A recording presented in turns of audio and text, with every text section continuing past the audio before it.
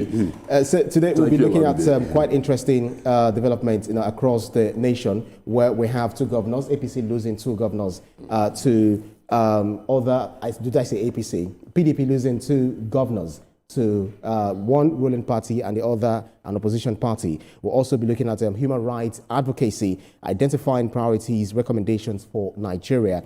Also, when we go to Abuja, we'll also be talking about democracy. Nigeria sends troops to Benin Republic, gaining the Senate approval to deploy troops boots on the ground following the coup in Benin Republic. Most importantly, when we come back, and from Abuja, Olamide Adeeleke will be giving us what exactly is trending in the news as we all discuss all together. Once again, welcome, guys, to today's conversation. Quite auspicious. Let's start off with the newspapers for review this morning. Interesting developments coming from the Nation newspaper. We'll see Governor Fubara joining APC as Adeleke picks a court party ticket. And next is the Daily Times. PDP loses two governors in one day as Fubara joins APC. Adeleke defects to Accord. Also, PDP loses two governors in one day as Fubara Adeleke defects to APC. That's a court party as well. We also have wave of defections. Hits PDP as Governor Adeleke joins Accord. Governor Fubara moves to the APC. Fubara, if you look at the Guardian newspaper, Fubara Adeleke's exit shatters embattled PDP, dims 2027 hopes. And Blueprint newspaper, foiled Benin Republic coup. ECOWAS declares state of emergency in West Africa. And the riders read, Senate okays Tinubu's deployment troops. NAF explains landing of aircraft in Burkina Faso. Interesting developments there. Let's move on to the next paper, which is the Punch newspaper. Governors versus NNPC. Tension rise over alleged $42 billion oil revenue shortfall. Interesting development. The next is the Leadership newspaper with the headline, employers fail to enroll 73.2 million workers for contributory pension scheme. Next is the Platform Times. Police begin recruitment of retired officers as ad hoc trainers nationwide. IGP orders urgent compilation of names from commands formations. Next is the Hope newspaper. Decades after, Ayedatiwa revives Owena Dam water project. Over 1.3 million residents to access potable water. Next is the Nation News newspaper. Global leaders discuss solutions to planetary issues as UNIA 7 opens in Nairobi. Last but not least is the Sport and Life. Eagles stars fear injury, fatigue, as there is a rescheduled match for Egypt friendly. Also, Shell trends on X over unpaid salaries. I'll be doing this with, of course, our in-house analysts, Biodun Shomi, as well as Olamide Adeeleke. Definitely, both of you are my colleagues. And you guys, I think at this point, I count as a junior in-house analyst. Really? Yes. All right, then, let's start off. Most importantly, we'll be looking at Fubara joining APC, as well as Adeleke also joining a court party, which will form the crux of our conversation on the next segment of the show. But let's start off with the Nigerian News Direct. Yeah, we're having defections hitting PDP as Governor Adeleke joins APC. The same thing for Guardian newspaper. Adeleke's exit shatters embattled PDP dims 2027 hopes. Let me just get your first salvo regarding this latest development. It's been a long time coming, you think so? Oh, absolutely. It's self-inflicted injury. After the Buhari won the election, many people called for PDP to rebrand itself because PDP as a brand was badly damaged. And then they did nothing. They felt they could still keep the name PDP, continue to do things the same way, and eventually the party had to unravel. And that's exactly what we are beginning to see. PDP is badly emaciated to the point that it's in intensive care surgery currently. I see you. Governor of your state has decided to move to a court party. and we have Fubara, after the fight, between he himself and Wiki, and even within the party with the State House of Assembly. The State House of Assembly defected to the APC just a few days ago, and then now we're having a governor moving to the APC. So that's, effectively makes the South-South defecting or completely to the ruling party. Yes, the South-South is a political powerhouse, as we know, but I want to focus on Governor Adeeleke for a second. And I love the fact that Mr. Biodun Shomi described the PDP as emaciated. There's no other word that can be used for it. We're looking at a scanty party that once started as a political powerhouse. Governor Adeeleke defecting to the Accord Party. The Accord Party is not one of our biggest political parties, but it is stable. If a politician is looking for a soft landing, a welfare-oriented party, that is where you go. They've been largely scandal-free. And so I think this was a very, very safe move with Governor Adeeleke. I don't think he wants to be embroiled in any scandal. I think that Accord Party, none of us saw it coming. We all thought that he was going to go to the APC. Well, in terms of Governor Fubara, what I'm seeing here is a man who has broken free from godfatherism. That is what I see. Is that what you think? That's what I think. Oh, wow. We saw the feud with him and Wike. We saw when the state of emergency was declared. We saw how he's trying to break free from that, and he's trying to create a name for him, a political name for himself, and stand on his own 2 feet. And so this defection, he's taking a stand, and I respect it. I disagree with you. Like, even whether he's in the APC or the PDP, even if he decides to go to Accord Party or any SDP, godfatherism thing is still something. We'll discuss that, in the course of our conversation. But let's change tack by looking at Blueprint newspaper. Foiled Benin Republic coup. ECOWAS declares state of emergency in West Africa. Senate okays Tinubu's deployment of troops. Nigerian Air Force explains landing of aircraft in Burkina Faso. Let me start off with you before we get the overall overview. The overall analysis from Biodun Shomi. The coup that was supposed to happen in Benin Republic was foiled, in collaboration with the Nigerian Army, Nigeria's defense forces. So ECOWAS deployed his own troop. The federal government also secured Senate's backing to deploy troops, boots on the ground. How do you think, people are saying, what concerns Nigeria in all of this?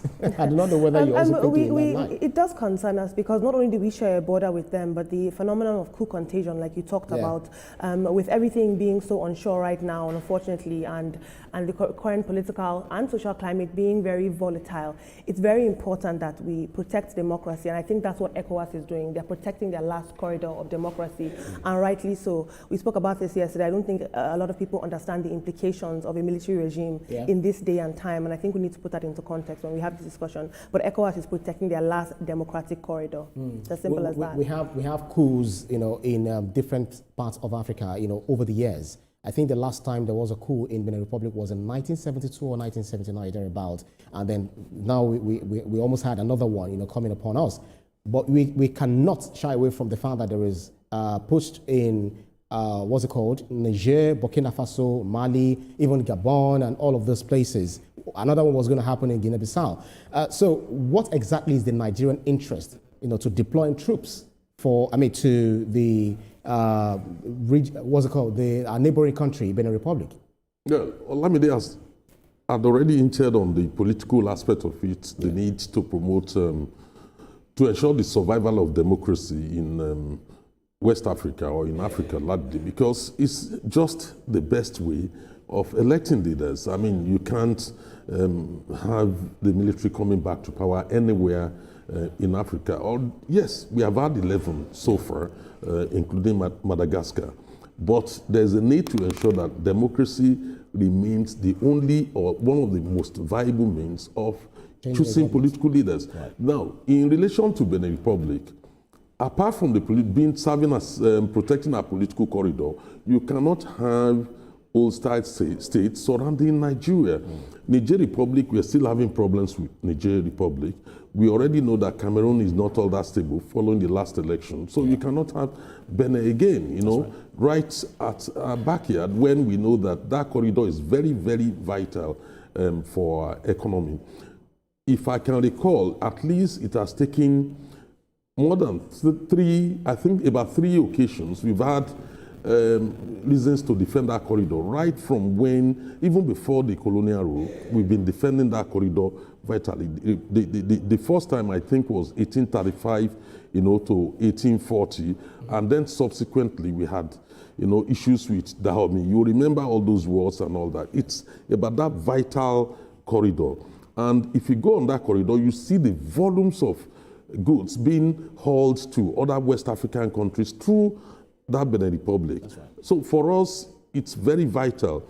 And if you remember, we've had disagreements in the past with Benin Republic over economic policies or one thing or the other, or crime. We've always resorted to using that place, as a means of economic leverage over Benin Republic. So there are a lot of issues tied to the issue of Benin Republic than what people are talking about. So it's not just about Nigeria's interest.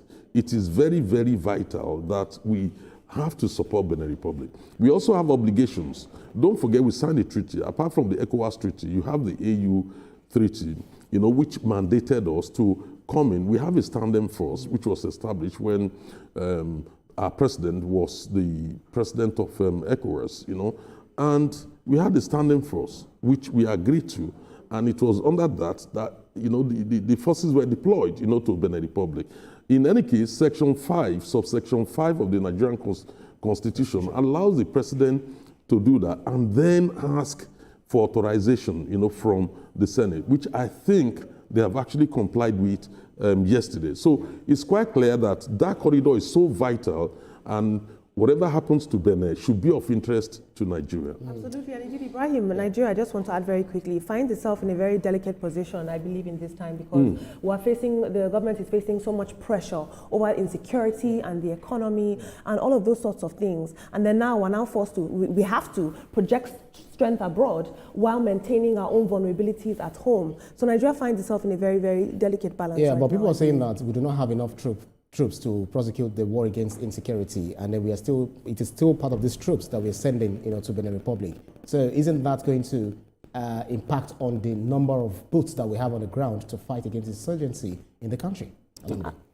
Benin Republic is just about 1/8 of Nigeria, so it's not a huge country in terms of size.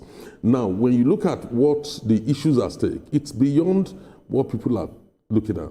Yeah. Okay, let me give you a good example. There's still the tension between the investment made by China in Niger Republic, that corridor through the northern part of Niger Republic to export petroleum, down to crude oil, down to Cotonou. So we've seen a lot of exchanges around that area. 50 soldiers died.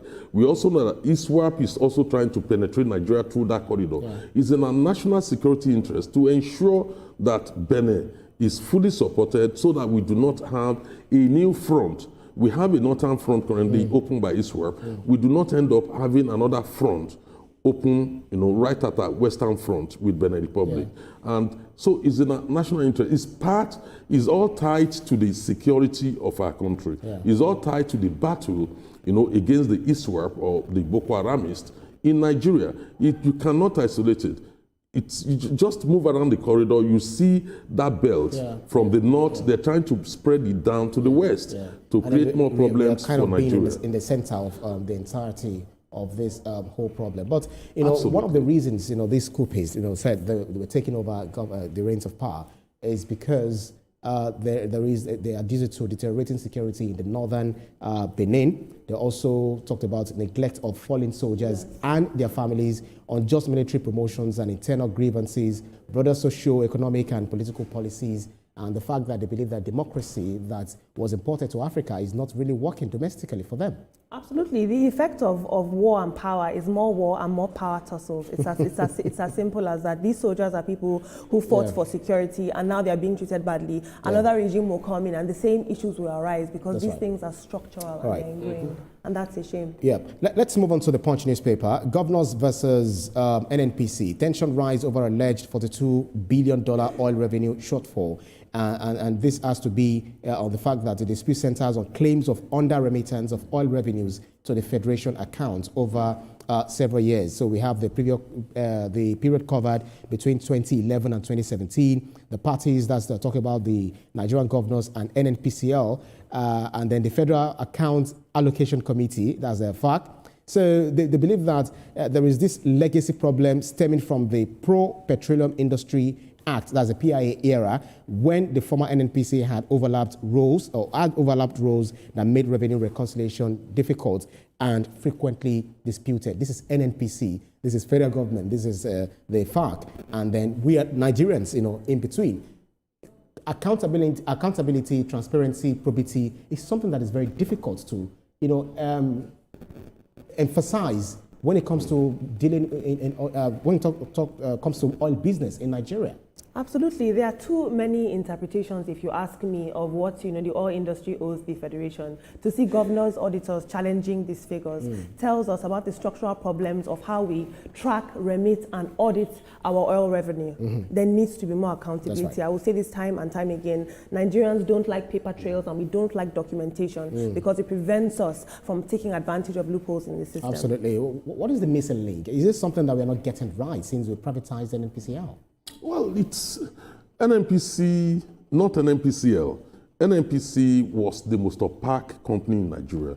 Look, we created the problem for ourselves. We were relying on laws made in the late 60s and early 70s to operate NNPC until the PIA.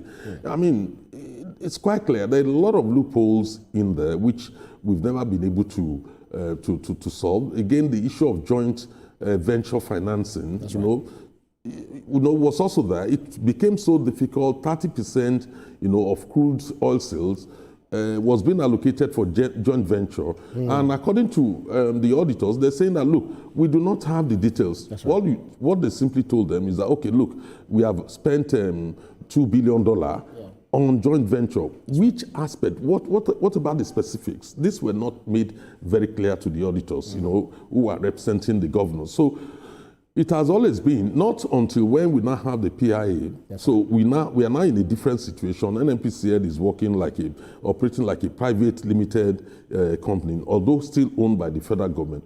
That explains why, in my view, that a minister cannot directly be appointed to deal with the issue of NNPC without resolving the legacy problems. And these are the issues coming up now. And you're talking about a huge amount of money. Absolutely. If you look at Platform Times, it's saying police begin recruitment of retired officers as ad hoc trainers nationwide. IGP orders urgent compilation of names from commands, formations, only retired inspectors to CSPs between 2020-2025 eligible. This is more like the largest, most extensive recall that will be done, following the president's directive to employ more persons into police, about 50,000 of them, to join the numbers or the number that we have on the ground already.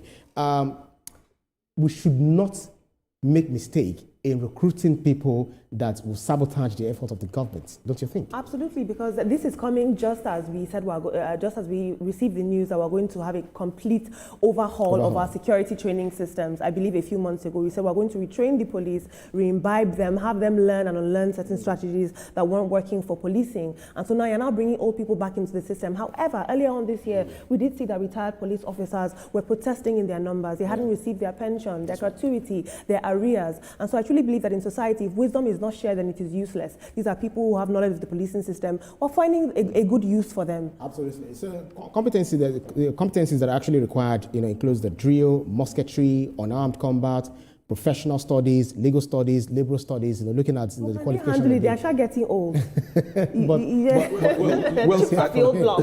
One can only hope that things will change. And the reason for my optimism is this. We are doing something different from what we used to do. We've always been relying on the police college, to train police officers. The president has just declared or authorized the use of all NYSC camps in the country. We are talking of extra 36 or 37 training grounds, for police officers. So some of these old officers being brought back into service will be able to go for refresher courses. So there'll be the facilities to train the new ones and also update the knowledge of those who are being recalled back to service. So let's hope things are being done differently and we'll get a different result. I really result. hope that there's a process here. Is it every Tom, Dick and Harry we're going to recruit back into the policing force? Anybody with priors or any sort of bad behavior or misbehavior in their unit, there should be checks and balances. Of course. That remains to be seen how far that will go. But very quickly, I just want your very quick thoughts on the Sporting Live that says Shell trends on X over unpaid salaries. Some are saying that he's owed 2-month salaries. Others are saying 3-month salaries. But whether 2 or 3, we are preparing for, is it AFCON in 2026? And we know this is the same thing NFF has been doing. Why are we not getting it right with the NFF? The federal government is there, the National Assembly is there, FIFA, CAF is there to ensure that NFF is whipped in line to, doing the right thing all the time. It's quite unfortunate. We've been going through these years and years. We've never been able to get it right when it comes to football, particularly the financing part of it. I don't want to mention any names. There are some companies engaged in the past with NFF. Yeah. Some of them had some bitter experiences, some had some not too good experiences. So the fact of the matter is we've never been able to get football administration right in our country. I mean, you're talking about a situation. I remembered a story, one of the the most difficult one which I have ever encountered is to send your players abroad and then not make provision for their transportation from the airport to the venue of the football match and to the venue of the hotel. Yeah. I think it was MKO Abiola that narrated the story. So for me, we've never changed from since then till now. It's quite unfortunate that we are demoralizing our own players even before the AFCON. So I think something needs to be done urgently. But let them win AFCON now, and everybody wants to dash them money and parade them around as national heroes. How we treat this, sport is a tangible export, and how we treat it tells us how seriously we take the next generation of sporting talent. And it's so easy to blame the coach anyway if anything happens. We forget the fact that a less motivated coach is unlikely going to get you the result that you need. The domino effect on the players. That's about it.